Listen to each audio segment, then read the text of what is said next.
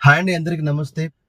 నిన్న నైట్ 8 గంటలకి నేను హనుమకొండ చౌరస్తాలో మా మామయ్యని, మా వైఫ్ వాళ్ళ నాన్నకి కొద్దిగా ఆరోగ్యం బాగాలేకపోతే ప్రైవేట్ హాస్పిటల్ తీసుకొని వచ్చాను. గవర్నమెంట్‌కి తీసుకెళ్తే వాళ్ళు పట్టించుకోలేదు. ఈ ప్రైవేట్ హాస్పిటల్‌లో జాయిన్ చేశానంతే. జాయిన్ చేసి లోపల రూమ్‌లో అతన్ని ఆ బెడ్‌లో పడుకోబెట్టి బయటకొచ్చానంతే. సార్ బిల్లు కట్టండి అని చెప్పి బిల్ ఇచ్చారు. అందులో చూస్తే 20,000 బిల్లున్నది. హాస్ హాస్పిటల్‌కి వచ్చి 10 నిమిషాలు అయితా ఉన్నది. 20,000 బిల్లేశారు. ఇగో ఈ బిల్లులు చూడండి. ఏంటని చూస్తే 10,000 మెడిసిన్‌కి, 5,000 బెడ్ ఛార్జీ, 5,000 ఈ స్కానింగ్‌లకి. 10 నిమిషాలు అయితంది హాస్పిటల్‌కి వచ్చి 20,000 బిల్లేస్తే ఒక సామాన్యమైన మనిషి, ఒక పేదోడు హాస్పిటల్‌కి వచ్చి బ్రతకగలుగుతాడా? ఈ రోగమేమో గాని వాడు పీడించే ఆ డబ్బుల కోసము వాడు వేసే బిల్లులకు సగం చచ్చిపోతాడు మనిషి. ఒకవేళ వీడు ఆరోగ్యం బాగై ఇంటికి వెళ్ళినా కూడా ఆ అప్పులకు సగం చచ్చిపోతాడండి. నేను షాక్ అయిపోయాను నిజంగా. ఈ హన్మకొండ చౌరస్తా మొత్తము ఒక రోజంతా ఇక్కడే ఉన్నాను. 24 గంటల్లో 50,000 బిల్లేశారు. వాడు ఇది ఎందుకు వేస్తున్నాడో అర్థం కావట్లేదు. ఏంటి సార్ ఇదంటే, తప్పదు కదా సార్, ఇవన్నీ తెచ్చుకోవాలి, పేషెంట్ పరిస్థితి బాగలేదు అంటున్నారు. ఆయన పరిస్థితి చూసి మేము ఏం చేయలేని పరిస్థితిలో ఒక్క రోజులో 50,000 బిల్లు రాస్తే ఇచ్చేసాం. ఇదంతా చూస్తే ఈ హాస్పిటల్లో ఈ హన్మకొండ మొత్తం తిరిగి చూస్తే ఎక్కడ కూడా ఫ్యామిలీస్ లేవు. ఆ ఫ్యామిలీస్ కలిగిన ఇండ్లను కూడా హాస్పిటల్గా మార్చేశారు. మామూలు దందా కాదు ఇది.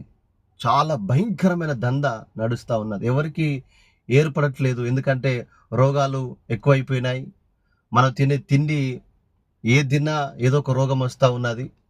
కాబట్టి అందరూ పరిస్థితులు బాగలేవని చెప్పి ఎవరు పట్టించుకోవట్లేదు. కానీ ఈ హన్మకొండ చౌరస్తాలో కొన్ని వేల హాస్పిటల్ ఉన్నాయి.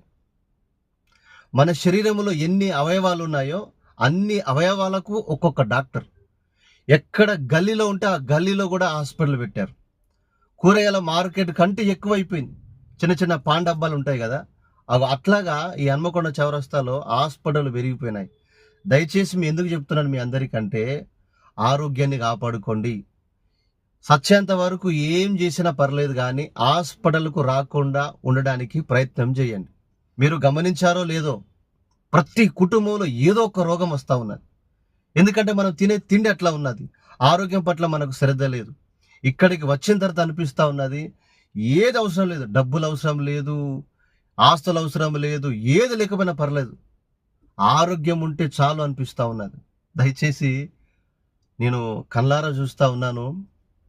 చాలా బాధ అనిపిస్తుందండి. దయచేసి చిన్నలు, పెద్దలు, వృద్ధులు ప్రతి ఒక్కరు, మనం సంపాదించడం ఎంత ముఖ్యమో మనం ఆరోగ్యాన్ని కాపాడుకోవడం కూడా అంతే ముఖ్యమండి. ఆ టార్చర్ని మనం తట్టుకోలేము. హాస్పిటల్లో వాళ్ళు పెట్టే టార్చర్ని మనం తట్టుకోలేము. ఒక సామాన్యుడి గురించి చెప్తా ఉన్నా. డబ్బున్నవాడు ఏ రోగం వచ్చినా హాస్పిటల్లో వెళ్తాడు, ట్రీట్మెంట్ చేయించుకుంటాడు, అది తర్వాత విషయం. కానీ ఒక పేదవాడికి హాస్పిటల్కి వస్తే బ్రతికే పరిస్థితి లేదు. గవర్నమెంట్కి వెళ్తే సరిగా ఎవరు పట్టించుకోరు. కొంతమంది మంచిగా అవుతారు, కొంతమంది ఏదో విధంగా నడుస్తూ ఉంటుంది. కాబట్టి దయచేసి ఆరోగ్యాన్ని కాపాడుకోండి.